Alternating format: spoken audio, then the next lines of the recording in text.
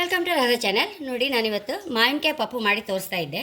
ಮಾವಿನಕಾಯಿ ಸೀಸನಲ್ಲಿ ಮಾವಿನಕಾಯಿ ಪಪ್ಪು ಮಾಡಿ ತಿಂದಿದ್ರೆ ನಂಗೆ ನಿದ್ರೆ ಬರೋದಿಲ್ಲ. ಅಲ್ಲಿ ಹುಟ್ಟಿ ಬೆಳೆದವಳು, ಅದಕ್ಕೆ ಆಂಧ್ರದಲ್ಲಿ ಹುಟ್ಟಿ ಬೆಳೆದವಳು, ಆದ ಕಾರಣ ಹಾಗೆ ಒಂಚೂರು ಅಂದರೆ ಹೆಚ್ಚು ನನಗೆ ಇಷ್ಟ. ಮತ್ತು ಮನೆಯಲ್ಲೆಲ್ಲ ಕೆಲವ್ರಿಗೆ ಇಷ್ಟ, ಕೆಲವ್ರಿಗೆ ಇಷ್ಟ ಅಲ್ಲ ಅಂತ ನಂಗಂತೂ ಮಾಡ್ಕೊಂಡು ಬಿಡ್ತೇನೆ ನಾನು. ಹಾಗೆ ನೋಡಿ, ಒಂಚೂರು ಮಾವಿನಕಾಯಿ ತುರಿ ಇಟ್ಕೊಂಡಿದ್ದೆ, ಅದನ್ನೊಂದು ಒಲೆ ಮೇಲೆ ಇಟ್ಕೊಂಬ.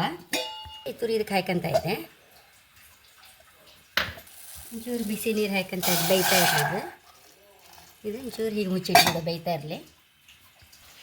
ಇದು ಬೆಂತಲ್ಲ, ಇದಕ್ಕೆ ಒಂಚೂರು ಬೇಳೆ ಹಾಕಂತೆ. ಬೇಳೆ ಹಾಕಂತೆ.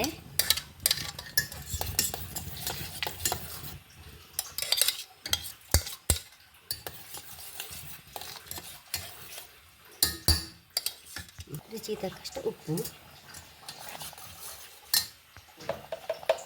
ಒಂಚೂರು ಅರಿಶಿನ, ಒಂಚೂರು ಹಿಂಗೆ ಹಾಕಂತ ಇದ್ದೆ. ಕರಗಿಸಿ ಹಾಕಿಬಿಡು ಇದಕ್ಕೆ.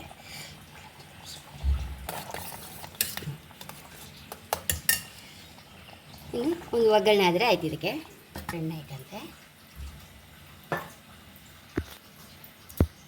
ಸಾಸಿವೆ, ಕರೆ ಇದನ್ನೆಲ್ಲ ಒಂಚೂರು ಈಗ ಜಜ್ಜಿ ಹಾಕೊಂಬಲ್ಲ ಹಾಕತ್ತೆ.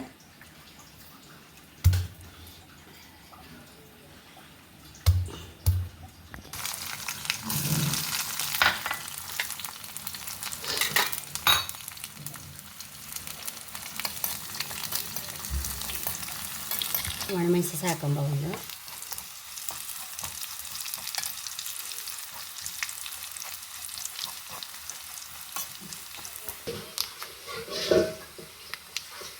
ಸಾಸಿವೆ ಹೊಡ್ತಾ ಇತ್ತಲ್ಲ, ಈಗ ಬೇವನೆಲ್ಲ ಹಾಕೊಂಬ.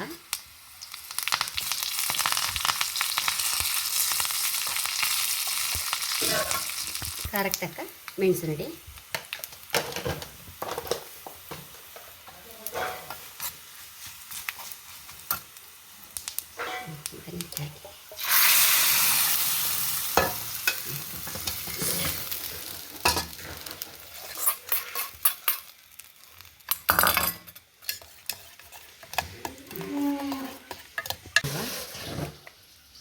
ಎಷ್ಟೋ ರುಚಿಯಾದ ಮಾವಿನಕಾಯಿ ಪಪ್ಪು ರೆಡಿಯಾಗಿದೆ ಫ್ರೆಂಡ್ಸ್. ಇದು ರುಚಿ ಬರೀ ಪಪ್ಪಾಕಿ ಊಟ ಮಾಡ್ದಲ್ಲ.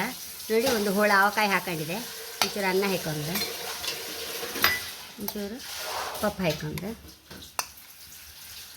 ಹೀಗೆ ತಿನ್ನಬೇಕಿದೆ.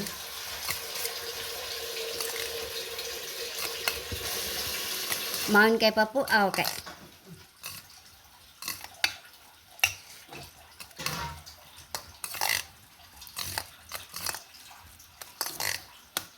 ಹೀಗೆ ತಿಂದರೆ ಅಮ್ಮ ಅಂದರೆ ತುಂಬ ರುಚಿ.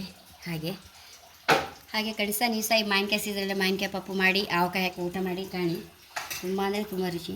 ಹಾಗೆ ನನ್ನ ಚಾನಲ್ ಇಷ್ಟ ಸಬ್ಸ್ಕ್ರೈಬ್ ಮಾಡಿ, ಲೈಕ್ ಮಾಡಿ, ಕಾಮೆಂಟ್ ಮಾಡೋದಂತ ಮರಿಬೇಡಿ. Thank you.